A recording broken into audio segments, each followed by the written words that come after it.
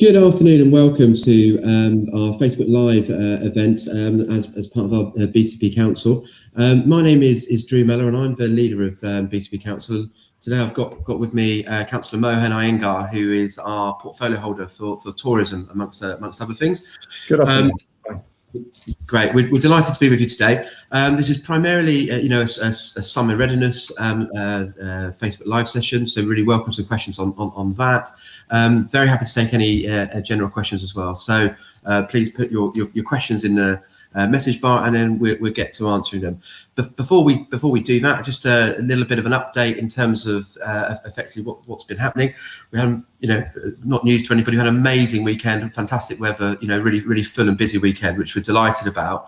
Just run through a few quick statistics about that. We had over 300,000 visitors, which is great. Hotels are pretty much full, 90 to 100% occupancy. We've worked really hard on, and Mohan's been leading this, our summer readiness plans. And for instance, we've got 25 tons of rubbish every day being cleared from our beaches, about 750 parking notices, a number of vehicles towed away, tents removed.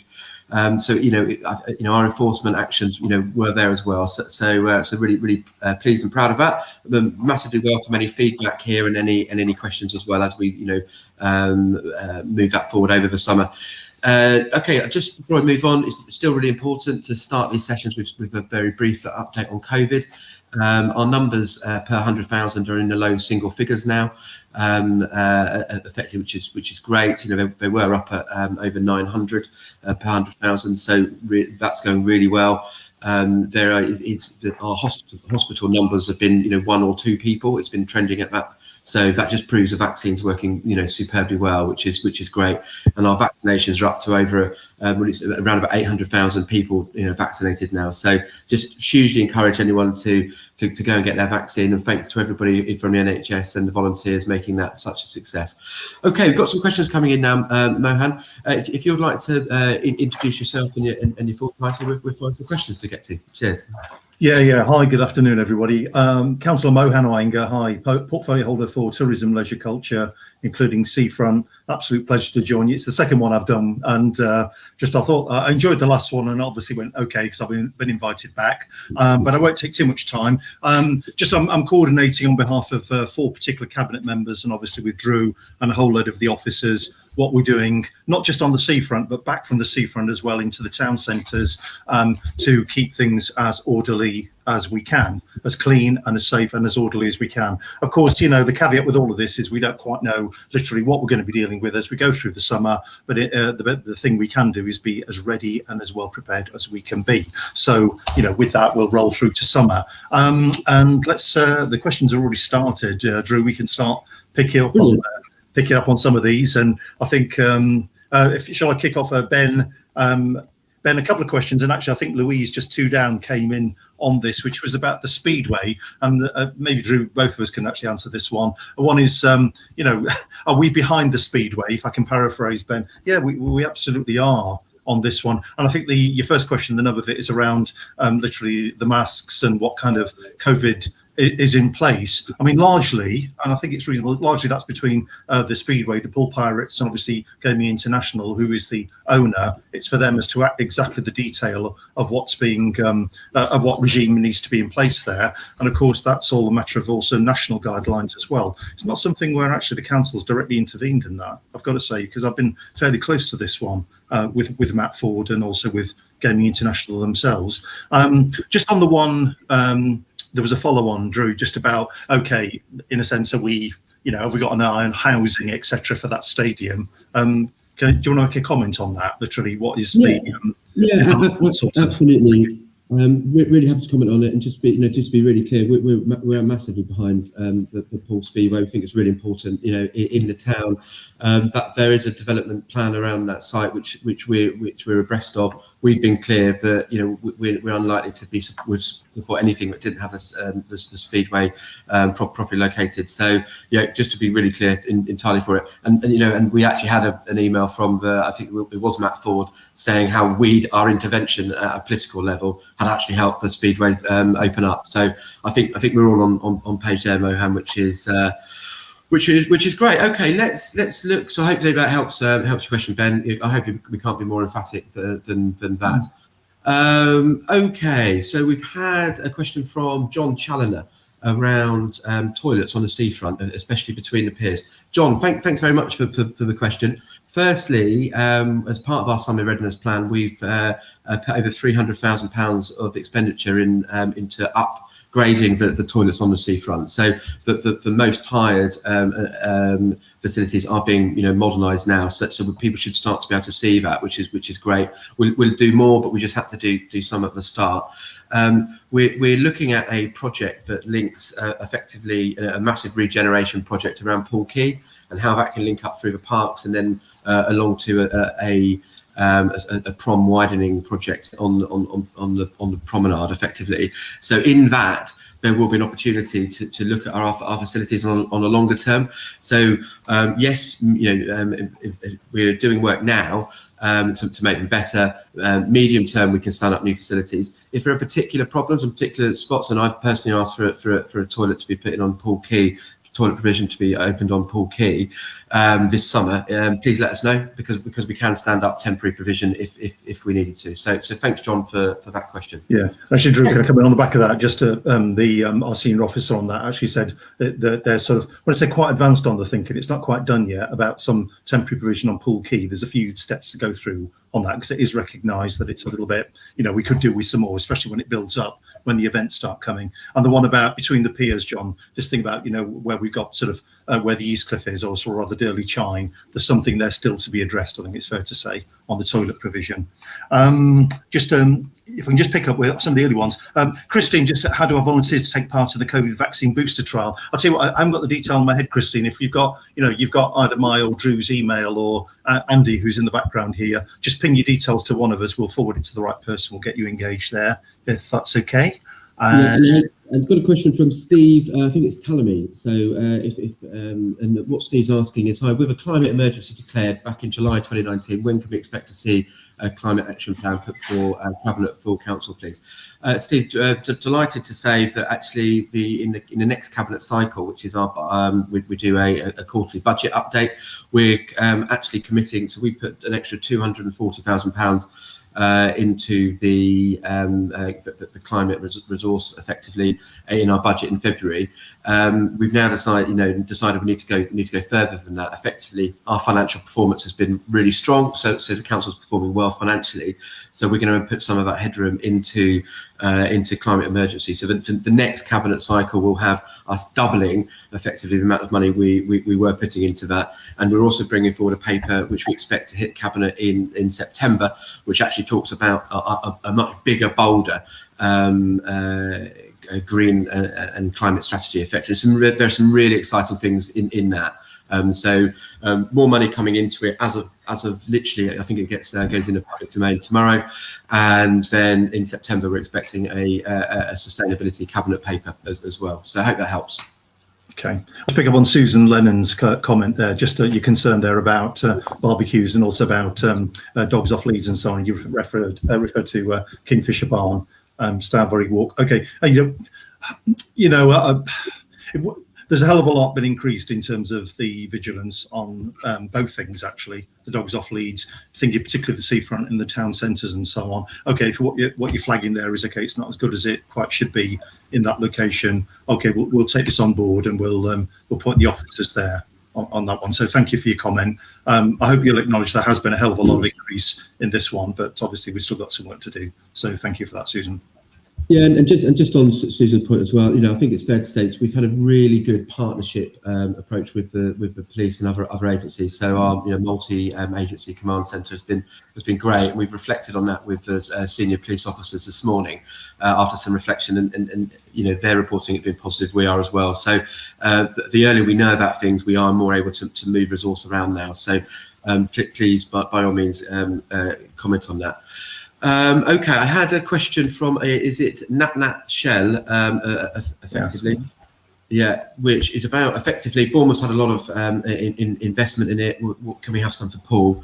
Paraphrasing, Absolutely. I think I said on the recent police Facebook Live that we've literally thrown the kitchen sink at Paul and intend to. We had actually some really great news today.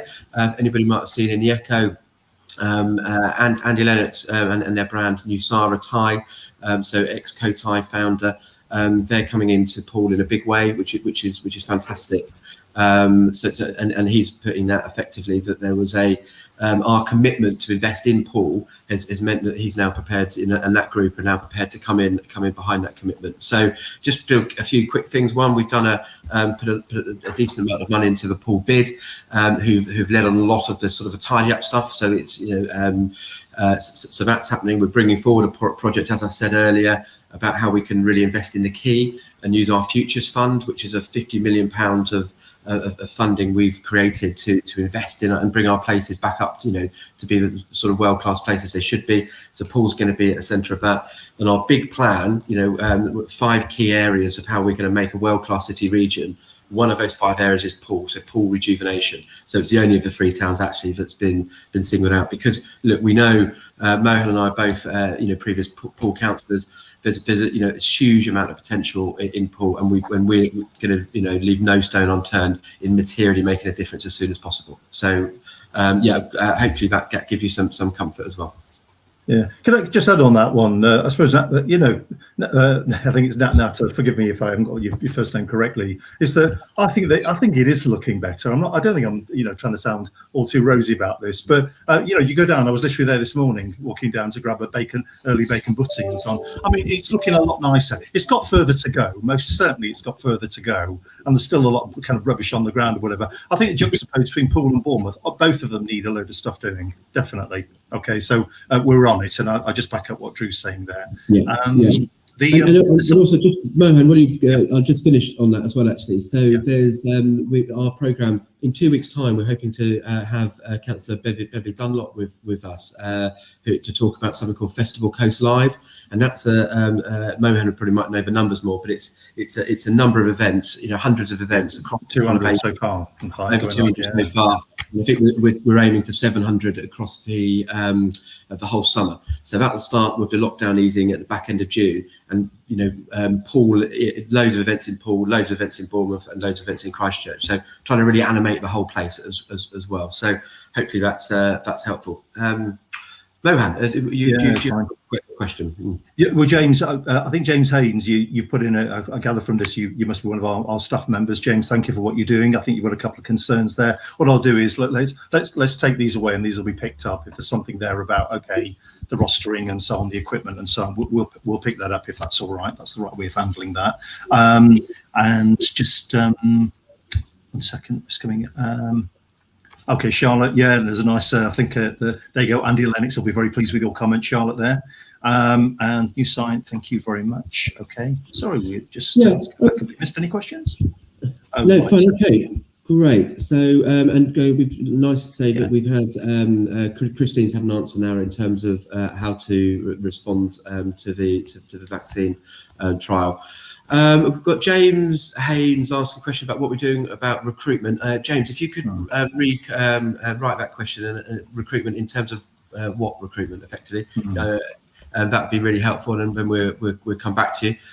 Claire Howard's asked a question around what we're doing to resolve the student noise issue in Winton. Claire, thank you very much for that. We work really closely with universities, and I've got to say, Bournemouth University and Ian Jones in that team are absolutely fantastic partner in trying to work with us on those antisocial behaviour issues. So we're trying to work really collaboratively with them. We've also put in a number of new community CSAS officers, which are effectively have some form of policing powers, and they're targeted at how we can have more of a presence in terms of stopping antisocial behaviour. So we will. So we're doing quite a bit. Claire, what I'll also do is I'll retouch base again with our team in environmental health and Ian Jones from Bournemouth University, and see if that problem's escalated more recently or not. But and if it is, by all means, please feel free to come back into us. I'll just go back to an early one, if I may. Laura, you talked here about the grants, and particularly you mentioned a Bowls Club. I think that the thing on here, this is quite a complex thing that I don't want to sort of spend too long on right now. But if you'd like to, I can put you in touch with the senior officer dealing with, and maybe a conversation needs to be had. So maybe if sort of you're looking at this and you're thinking your circumstances are sort of falling between two situations, and either there's no money or literally it's like you don't seem to fit in either category, let's see if we can try and resolve that, Laura. So if you somehow can leave your details with us, and I'll make a connection for you. Okay, I hope that helps. Yeah, thank you. And just on the grants, effectively, so we've had another hugely busy month in terms of grants. So the Exceptional Circumstances Fund, 768k. People have been, and that's particularly for people that have sort of fallen between the cracks, effectively, who haven't been able to receive any grant help so far. So people have been advised this week, and it might run over into next week, but certainly within the next week, whether they've been successful on that. We've had another pot of £700,000, which we've asked. It's about bouncing back better, effectively, and again, people have been either told or are being told in the next week, and we've got some really innovative things, coming forward with that. How we can support businesses who want to come out of this with a flourish, effectively, because we need to, don't we? We really need to support our economy. But by all means, we'll get back to you as well in terms of other streams available, and one of our colleagues will put down in the chat bar as well. Okay, I had a question just to find it about why don't you from Barbara Diolo, why don't you use some of the money you've been given to build affordable homes in Bournemouth instead of allowing huge corporations to buy up and make properties that only the rich can afford? Really good question, actually, and really timely. We at Cabinet last week, we just approved our urban regeneration company, effectively. So the concept of that. So we put £2 million a year more resource into regeneration, and the deployment of that is going to be through our urban regeneration company, which is going to be 100% owned by the council. And what it's going to do, but the idea around it is bring some of the most amazing talent in terms of place shaping, particularly, and also accelerating delivery of some of the schemes. We've got a huge amount of land, and particularly because we're now 3 councils into one, we've got quite a lot of vacant property. So we're now absolutely well placed to start getting quality development that we're leading on.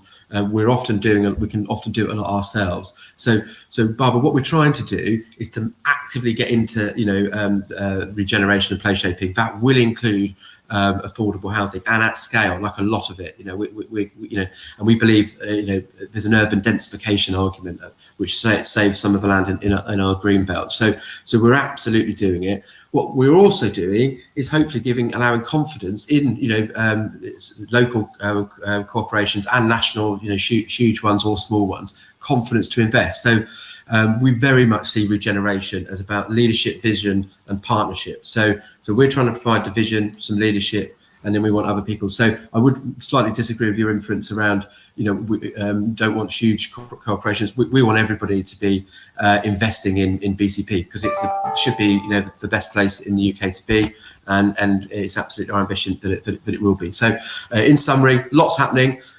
We will be building a load of affordable homes. We will be building other homes and encouraging other people too. So hopefully that's at least some positivity in that answer. Thank you, Barbara. Okay, Charlotte, it was 3-4 minutes ago, include Highcliffe in this area. Yeah, Highcliffe is most certainly in BCP area. I'll just say yes to that, Charlotte, because you raised a sort of broader point, needs a lake sorting urgently and so on, in natural space. So it's absolutely within our remit, and just thanks for the prompt. I have a feeling, Charlotte, you'll be back to see what we've done with that at some point in the future. I think Barbara's question, that was covered. Do the Wheels Festival? Do you know something, Dave King? I've gone a blank, I'm afraid, where we got to with the Wheels Festival. I've forgotten. I think the point is, Yeah, the point is we've got a huge amount of extra events coming as well, and what that's partly doing is supporting the events that we had historically. So you know, I'd be amazed if we weren't able to support the Wheels Festival. There's a question we can take away, and Beverly can answer when she's here in a fortnight's time. But we're trying to get support all the existing events and do an absolute ton more. And we put £750,000 in to be able to support groups and not-for-profit agencies to be able to deliver events this summer. So I would be positive, but we don't know. We don't quite know the answer. So, but it should do. Okay. Louise Dalrymple has asked a question about landlords or shops in their flats above Ashley Road to be asked if they could repaint and help smarten the area. This is a really interesting point. Effectively, we've started a programme. When we came into administration in our first 100 days, you know, we said we've got an absolute commitment to bringing pride back into our areas. So cleaning up, tidying. Effectively, we put a lot of resource into Christchurch because in terms of their street cleaning, because that they were well below the standards of the rest of the conurbation on street cleaning. So we did quite a lot of initial investment getting the place up to a standard. It's still, as we said before, there's a huge amount to go, and it is our political priority to bring pride back into our place. So what we've done, we set up a group with all the BIDs, the Business Improvement Districts, and it's something that I chair now with them and our officers, and it's about exactly what you're talking about, Louise. It's about going that next step further. So what physical stuff can we do, and that might involve getting rid of some street furniture that's dirty or or broken, and what it definitely will do is talk about putting more painting on lampposts and painting railings effectively, because we need to get those environmental hygiene factors right. The initial focus is on the 3 town centres. And then very quickly out of that, we've got, I think 17 other sort of centres like Ashley Road effectively. So we're piloting a project, and the first project is actually in Poole Town Centre. We'll bring it out to the other town centres, and then we'll bring it out to Ashley Road. So I apologise that answer isn't we're going to do it tomorrow, but it is, we are absolutely putting a huge amount of resource into doing exactly what you're talking about, Louise. And again, hopefully if we do that, then other people will start investing and doing that as well. So Louise, I hope that's of at least some use to you, but thank you very much for the question. Okay, can I pick up on the one from Baha, the Area Hospitality Association? I wonder if it's Tim there penning this one. If you are, hi Tim. We're in contact all the time with Baha on this one, and in fact this came up at the last meeting, which is what can we do to assist with the whole sort of skills shortage and across all the different professions within hospitality. Yes, we've got a shortage, and yes, as you recognise, it's across the UK as well. There's two things here. One is the immediate thing, and I know Baha's done great work to sort of mobilise like Jobs Board and something collaborative across all the not just hotels but the restaurants and other sort of hospitality providers, which is how can actually job vacancies and so on be advertised and sort of given a hell of a lot more sort of publicity. The second thing is though is you'll know, Baha, that we're putting together trying to refine what's the destination strategy and the seafront strategy, and a large part of that is the whole people theme around it. And this is not some sort of highfalutin in way years ahead kind of thing. It's something literally this year, next year, over the next 2 to 3 years. How can we work with Bournemouth and Poole College, for instance, and others to actually interest people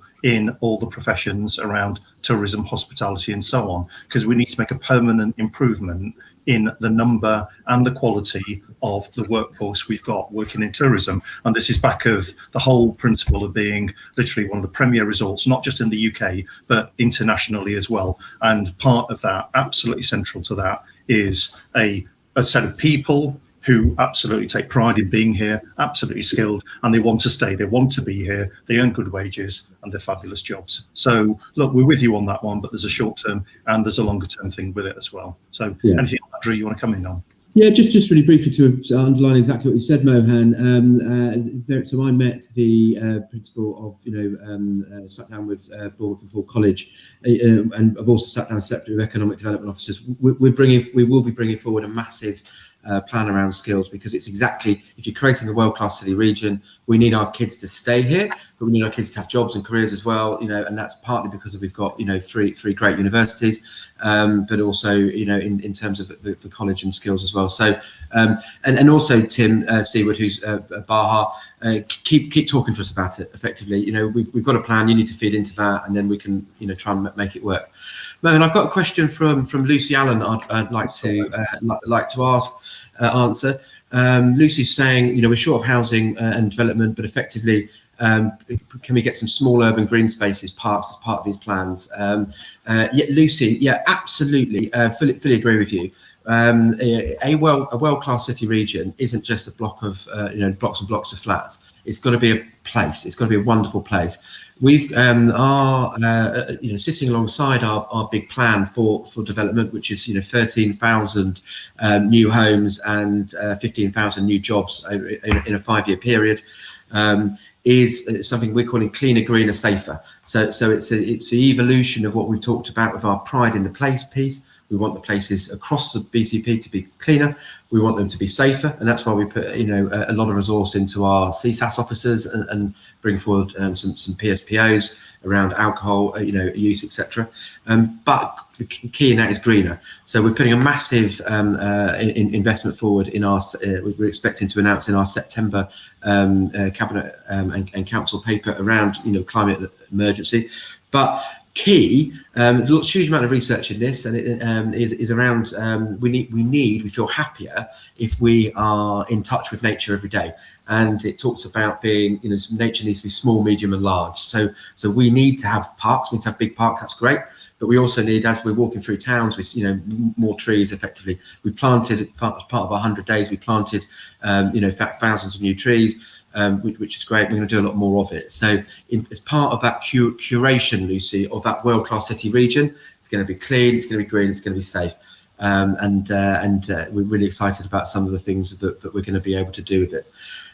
Thank you. Okay, Mohan, anything you want to do? Or Actually, can I just pick on the other one, Lucy, your early question, and just about the BIC, the Bournemouth International Centre. Respectfully, I disagree, in fact. Does it need to be beside the sea? Well, no, it doesn't. But OK, that's where it is right at the moment. Recurrently, I hear, and it's a view I agree with as well, which is that there's a USP, a unique selling proposition around where we've got a major conference come events hub, which is that it's right by the sea there. And I think that's actually a positive. It's rather than something which is, oh, does it need to be there? It can be somewhere else. And of course, some thought, well, could it be by the train station and so on? We've been through all those discussions. There is something absolutely unique about its location right now. And the fault, if I may respectfully, that we've got at the moment is, first of all, the building in a sense is, it could do with something doing to it, because it was great in its era, I suppose. And now we need to sort of be more progressive with it and forward looking. But the second thing is we're not actually making the most of the location where it is right now. And there's no reason why at that venue, the right size, with the right kind of things around it as well, it shouldn't be an absolutely eminent venue, and then people come out and they're on the seafront, they're on the Esplanade and so on. So actually I would keep it where it is site-wise, but it needs a hell of a lot of rethinking, that whole thing. Yeah, so just on that, Lucy's question, then just to, so effectively we're absolutely up for thinking about where things can go, and that's part of the point around having an urban region, £2 million of top talent to help us look at how we can rejuvenate the area. We've got a huge amount of, we call them, effectively chess pieces, so we can move things around, and we can take that whole BCP context. And we are absolutely committed to redeveloping the bit. Where it lands in that could perfectly well be where it is, but we're all ears, and we're just going to deliver a great place. I've got a question from Charlotte Skinner, Mohan. And then perhaps you can have a scan to see if there's anything else before we close. We've only got a couple of minutes left. It's Charlotte Skinner, and also I think it's connected to a Marion Haynes question. Please could you let us know what you're planning to do to help with the roads and infrastructure for all these new properties being built, etc. So Charlotte, thanks for the question. I've talked about it briefly earlier, but as part of our big plan, the resource behind our big plan, which involves 15,000 homes, 13,000 homes, 15,000 jobs, and 3 billion of investment, What we're doing to support that is we put forward a £50 million futures fund, effectively. So that's our money which we're able to invest at our discretion on infrastructure primarily. So part of that will be on on road infrastructure, on active travel infrastructure, how we get people around. Part of that is around also sort of connectivity infrastructure as well. So we're able to now, in a position we've never been able to be before, because of the approach we've taken to the council's finances and a strong performance that we're delivering on finance, we're now able to invest in infrastructure alongside it. On top of that, we're going to ask for government money. So we've just been successful. With £100 million is going into the transforming travel. So that's a huge amount of investment investment as well. So it's absolutely no point building stuff if it hasn't got the infrastructure around it. We're committed to doing that, Charlotte. So I hope that helps. Mohan, we're at 1:30 now. Is there anything you wanted to answer before we close?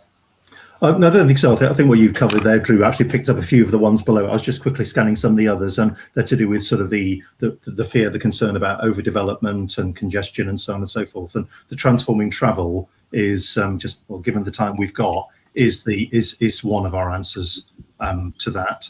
I'm just trying to think, is there anything else at all? Okay. Okay, we're at the half hour, but look, thanks everybody. Thanks for your questions. I know we start with summer readiness and then naturally we go into a whole load of other things, but it's what's on people's minds. So thank you so much. Really nice to be here. Thanks a lot. And thank you for your time, Mohan. That's great. Just as in closing, effectively, a couple of things wanted to sort of flag. One is that in 2 weeks' time, we're hoping to talk about Festival Coast Live, which should be seriously exciting for us. So please tune in a couple of weeks' time. We're really keen now. We've got a different format how we can bring people into this. As you can see today, it looks slightly different than it used to.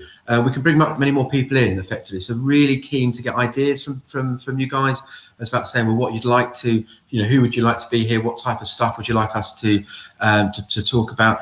And then the last thing I just wanted to flag is we've now got over 30,000 downloads of our Beach Check app.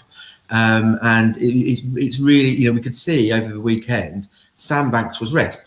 Great. So then don't go to Sandbanks, move along to some amber and green areas. So for more people that are checking the Beach Check out before we go into go to the beach effectively, it would really help us. You can get parking information there as well. It should be just a really useful tool. So please, as many people as possible, go and download the Beach Check app, check it out. And I think it'd be a really, we've got so much beach. We just need to probably use it a bit more. So anyway, thanks everybody so much. Mohan, thank you for your time. We'll get to some of the questions we haven't been able to answer, and we really appreciate it. Thank you. Take care, everybody. Thanks all.